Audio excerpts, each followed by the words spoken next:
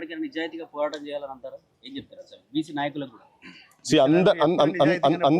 అందరికి అందరు ఉన్నారు, ఒక్కొక్క దారిలో ఒక్కొక్కరు వాళ్ళకు తోచినట్టుగా చేసుకుంటూ పోతున్నారు. Okay, let us march separately strike together అనే స్లోగన్ లెక్క ఎక్కడో దగ్గర కొన్ని అక్కడిక్కడ ఉంటుంది. ప్రస్తుతానికి మార్చింగ్ సపరేట్ అవుతుండొచ్చు, కొంత దగ్గర అక్కడిక్కడ పొరపాట్లు ఉండి వ్యూహాలలో ఎక్కడైనా మిస్టేక్స్ ఉంటే సరిదిద్దుకుంటారు, అది పెద్ద ఇష్యూ కాదు. కానీ ఎక్కడో దగ్గర మాత్రం స్ట్రైకింగ్ కాడికి వచ్చే వరకు మాత్రం ఎక్కడో దగ్గర ఈ శక్తులన్నీ ఒకటైతాయి. అందుకనే హోప్ లూజ్ కాకండి, ఎవరు దయచేసి మీరు హోప్ లూజ్ కాకండి. న్యాయాలు జరిగినాయి, ఇలా చాలా కష్టపరంగా ఉన్నది. ఇలా సెల్ ఫోన్లు వచ్చిన తర్వాత ప్రతిదీ సమాజంలో ఏం జరుగుతున్నది, ప్రపంచంలో ఏం జరుగుతుంది అంతా చూస్తున్నారు.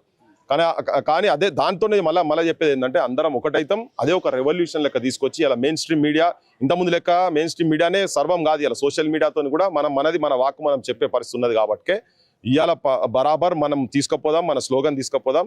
సంఘాలన్నీ కూడా ఏదో స్టేజ్లో ఎక్కడో దగ్గర వ్యూహాలన్నీ కలుస్తాయి, జరుగుతుంది, రిజల్ట్ ఉంటుంది. రిజల్ట్ ఓరియంటెడ్ అప్రోచ్ కూడా ఉన్నది. కానీ ఎక్కువ ఏమైపోయిందంటే ఇప్పుడు ఇవన్నీ పైసలు లేని కులాలు, ఇవన్నీ చిన్న చిన్న కులాలు. రాజ్యాధికారం టేస్ట్ కూడా తెలియదు.